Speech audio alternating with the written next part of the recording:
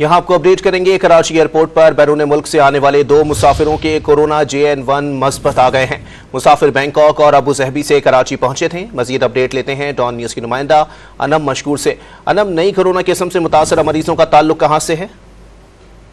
जी बिल्कुल, 6 मुश्तबा मरीज थे जो कि 3 मुख्तलिफ फ्लाइटों में कराची में आए थे। गुज़िश्ता दिनों ये खबरें सरगर्म थी कि JN1 उनमें पाया जाएगा। अब कहा यह जा रहा है 2 में जो है मुसाफिरों में तस्दीक हो गई है JN1 की।